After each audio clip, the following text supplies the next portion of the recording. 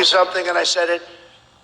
Had we had a fair election, the results would have been much different, and we would have had a deal. We would have had a deal with Iran within the first week.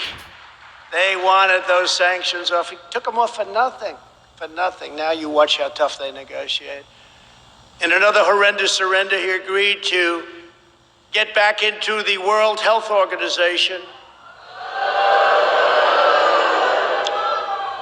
for approximately $500 million a year, which is what we were paying. When I withdrew from the WHO, and you know the whole story with that, they called it badly. They really are puppets for China. They called and they wanted us to stay in. I said, how much are we paying? Approximately $500 million. How much is China paying? A much larger in terms of population country. Sir, they're paying $39 million. I said, why are we paying $500 million and they're paying 39?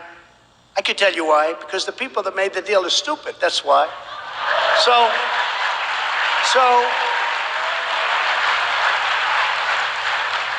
And I had no idea how popular it was. I didn't even know if I would be able to politically, because people were so happy when I did get out. But I said, so we went in, we could get it for 39 million, which is what China, not 500 million, which is what we were stupidly paying. And they said, we can make a deal. We want you to go in. We can make a deal. Okay, and I decided not to do it. But we could have had it for 39. We could have had it for the same as China. And they decide now to go back into the World Health Organization and pay 500 million. What the hell is wrong with them? No, this is just emblematic. It's a tremendous amount of money, but compared to trillions, it's not, but it's a tremendous amount of money. Why would China pay 39 million and we're paying almost 500 million? Why? So we could have made the same deal that China had, 39 million, and they just say, we're going back in. We're going back into the World Health Organization. They go back in, they pay 500. It is so sad. Just like the Iran and the World Health Organization, Joe Biden put the United States back into the very unfair and very costly Paris Climate Accord without negotiating a better deal. They wanted us so badly back in.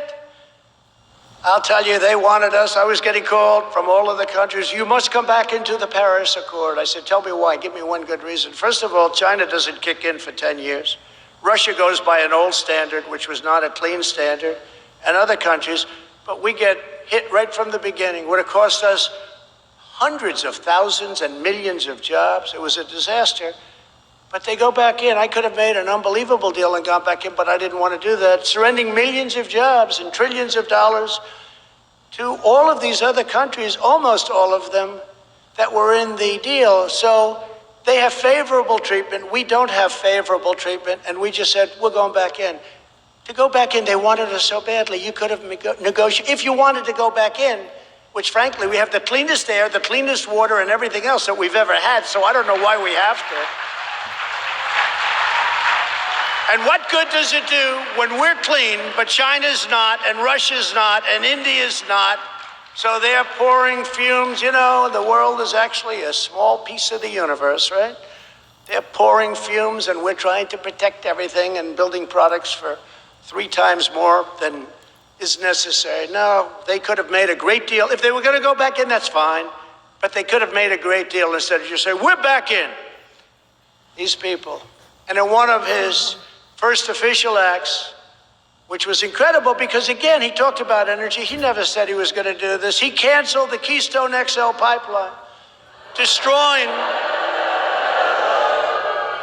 not the 8,000 or the 9,000 or the 11,000 jobs that you hear, but 42,000 great-paying jobs on just about day one, right? He never talked about that during a debate. Because he wouldn't have gotten away with it. Well, he would have, because they cheated so much, it probably wouldn't have. No, but that was not a topic of conversation, remember? Fracking, you can frack. Oh, we love fracking. During the primary, no fracking. As soon as he got through that, he said, no, of course, everybody can frack. No fracking. You wait till you see what happens with your gasoline. Wait till you see what happens, and we cannot let this stuff continue to go on. One of my proudest accomplishments as president was to make America energy independent. The United States became the #1 energy superpower on earth. #1.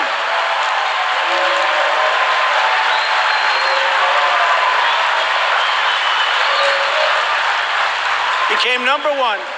Bigger than Saudi Arabia, bigger than Russia by a lot. We left them all in the dust. They were all in the dust.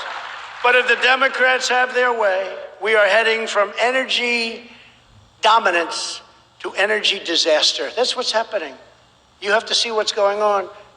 Everything's being closed up. It's a disaster. The blackouts we saw in California last summer and all the time, and the windmill calamity that we're witnessing in Texas. Great state of Texas. We love Texas.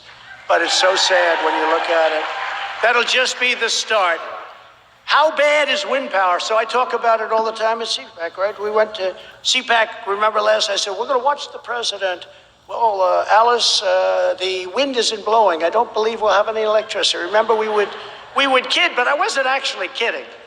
It's such an expensive form of energy. It's so bad for the environment. It kills the birds. It destroys the landscapes. And remember, these are structural columns with fans on them. They wear out, and when they wear out all over the country, you see them. Nobody takes them down. They're rotting, they're rusting.